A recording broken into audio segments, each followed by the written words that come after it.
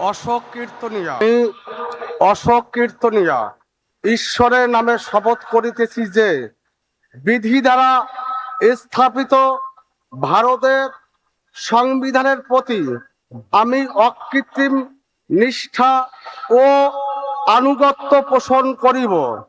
আমি ভারতের সার্বভৌমত্ব ও অখণ্ডতা রক্ষা করিব।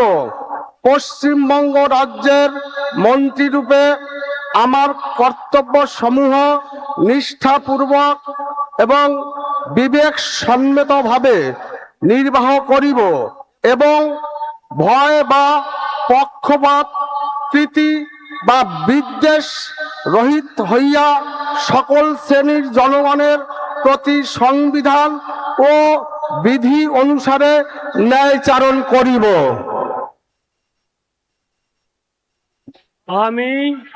আমি অশোক কীর্তনিয়া ঈশ্বরের নামে শপথ করিতেছি যে পশ্চিমবঙ্গ রাজ্যের মন্ত্রীরূপে যে কোনো বিষয় যাহা আমার বিবেচনার জন্য আনিত হইবে বা আমি জ্ঞাত হইব, তাহা ওই মন্ত্রীরূপে আমার কর্তব্য সমূহের যথাযথ নির্বাহের জন্য যেরূপ আবশ্যক হইতে পারে তদ ব্যতিরেকে আমি প্রত্যক্ষ বা পরোক্ষভাবে কোনো ব্যক্তি বা ব্যক্তিগণের নিকট জ্ঞাপন করিব না বা প্রকাশ করিব না।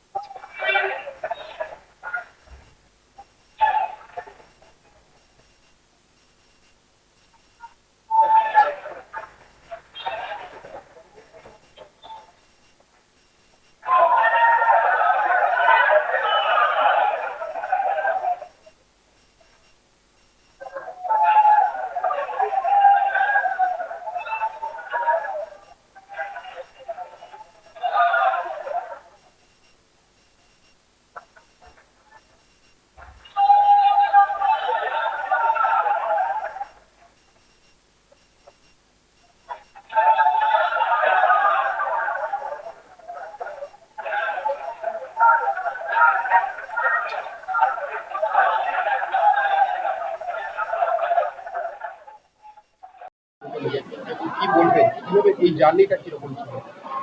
দেখুন, লড়াইটা বড্ড কঠিন লড়াই। বিশেষ করে পশ্চিমবঙ্গে বাম জমানা, 34 বছর বাম জমানা, 15 বছর তৃণমূল জমানা, এদের সঙ্গে লড়াই করে করে আমি একজন কর্মী থেকে আজকে পশ্চিমবঙ্গের দ্বিতীয়বারের বিধায়ক। পার্টি আজকে আমাকে মন্ত্রিসভায় জায়গা দিয়েছেন। লড়াইটা বড় কঠিন ছিল এবং সেটা সফল হতে পেরেছি এবং আগামীতে লড়াই আরও অনেক বড়, কারণ হচ্ছে পশ্চিমবঙ্গের আমজনতার যে উন্নয়নের যে লক্ষ্যে আমরা যে সোনার বাংলা করার যে সংকল্প নিয়েছি, সে সোনার বাংলা করতে গেলে যতটাই কঠিন লড়াই থাক না কেন, সামনে আসুক না কেন, আমরা সেটাকে ওভারকাম করে এগিয়ে চলব। দীর্ঘ সময় দেখা গেছে কাঁটা দাগ দেওয়া নিয়ে সমস্যা, পেন্টিং দেওয়া নিয়ে সমস্যা, পাশাপাশি এই যে অনুপ্রবেশ, একটা বিশাল অঙ্গে অনুপ্রবেশ বনগাঁ থেকে হয়, সেই অনুপ্রবেশ করতে আপনাদের মন্ত্রিসভা কি দায়িত্ব? একটা পাখিকে আমরা প্রবেশ করতে দেব না। 6 মাসের ভিতর যত পশ্চিমবঙ্গ আর বাংলাদেশের সঙ্গে ফাঁকা যে জায়গা আছে, যেটা মমতা ব্যানার্জি বা বামফ্রন্ট করতে দেননি, তাদের ভোট ব্যাংকের স্বার্থে টোটাল বন্ধ হবে এবং একজন অনুপ্রবেশকারীকে আমরা বাংলাদেশ থেকে ভারতবর্ষের বুকে প্রবেশ করতে দেব না। মতুয়া একটা বড় ভোট ব্যাংক, সেই ভোট ব্যাংকের অনেকটা নাম এসআইআর এ কাটা পড়েছে, সেই দিকটা আপনারা কিভাবে দেখছেন? তাদের নাগরিকত্ব দেওয়ার কিভাবে দেবেন, আপনারা কি পরিকল্পনা রয়েছে? দেখুন, আমাদের প্রধানমন্ত্রী তো নাগরিকত্ব তাদেরকে দিয়েই দিলেন। তৃণমূল তাদেরকে ভুল বুঝিয়েছিলেন, মমতা ব্যানার্জি তাদেরকে ভুল বুঝিয়েছিলেন যে সিএতে অ্যাপ্লিকেশন করবেন না। সিএতে অ্যাপ্লিকেশন করলে যে সুযোগ সুবিধা পাস সেগুলো বন্ধ হয়ে যাবে। কিন্তু সিএ এমনই একটা পার্ট, দেখুন, আপনি যখনই সিএতে অ্যাপ্লিকেশন করবেন, আপনি সেই পর্যন্ত যে সুযোগ সুবিধা পেতেন, কখনোই কোনো ক্ষেত্রে সেটা বন্ধ হবে না। তাই উদ্বাস্তু মতুয়া সম্প্রদায়ের মানুষের কাছে আমার অনুরোধ, আপনারা সিএতে অ্যাপ্লিকেশন করুন এবং আপনি আপনার নাগরিকত্ব ফিরে পান এবং পুনরায় যাতে আপনি ভারতবর্ষের গণতান্ত্রিক প্রক্রিয়ায় অংশগ্রহণ করতে পারবেন, তার ভোটাধিকার আপনি ফিরে পাবেন। প্রাক্তন মুখ্যমন্ত্রী মমতা বন্দ্যোপাধ্যায় ইস্তফা দিলেন না, রাজ্যপাল নিজে সেখানে মন্ত্রিসভা ভেঙে দিলেন। এই বিষয়টা আপনারা কেমন ভাবে দেখছেন? আপনি দীর্ঘদিনের রাজনীতি, এটা গণতন্ত্রের লজ্জা। একজন মুখ্যমন্ত্রী, প্রাক্তন মুখ্যমন্ত্রী, আসলে উনি, আমার বক্তব্য, উনি কতটুকু শিক্ষাগত যোগ্যতা থাকা একটা প্রশ্ন এসে যায়। কারণ উনি বলেন উনি ডাক্তার, উনি উকিল, উনি লেখক, উনি সিঙ্গার। তো বাস্তবে যে গণতান্ত্রিক যে বৈশিষ্ট্য, গণতন্ত্রের যে ভাষা, সে যদি গণতন্ত্রের ভাষাটা উনি বুঝতেন, যেদিনই হেরে গিয়েছেন 4 তারিখে উনি পদত্যাগ করতেন, উনি সেটা পদত্যাগ করেননি। আবার একটা নাটক করার চেষ্টা করেছিলেন, একটা সম্প্রদায়ের রাস্তায় উঠে একটা চক্রান্ত করার চেষ্টা করেছিলেন।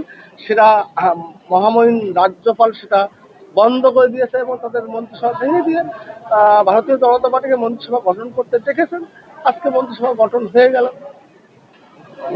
এই ভোট পরবর্তী হিংসা, একাধিক তৃণমূলের পার্টি অফিস দখল, এই বিষয়টা কিভাবে দেখছে বিজেপি? দেখুন, আমাদের স্টিল কথা, আমরা তৃণমূলের কালচার বিজেপিতে ফিরিয়ে আনবো না, আনবো না, আনবো না।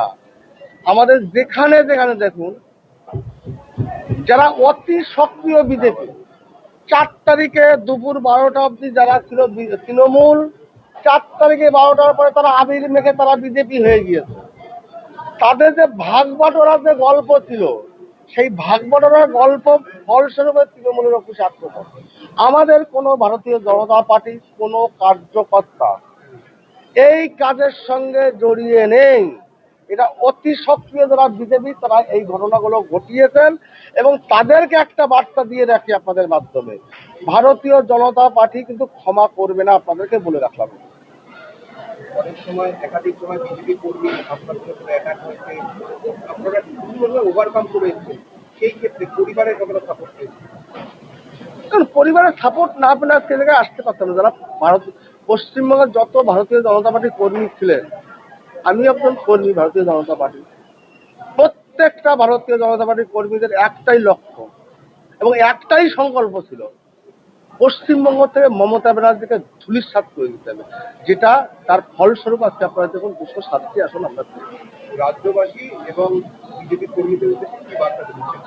একটাই বার্তা থাকবে, প্রথম কথা, বিজেপি কর্মীদের, আমরা ক্ষমতায় এসেছি, আমাদের দায়িত্ব বেড়েছে, তাই আপনারা এমন কিছু করবেন না, ভারতীয় জনতা পার্টি যে আইডিওলজিতে বিশ্বাসী তাতে সেখানে কোনো আঘাত লাগুক।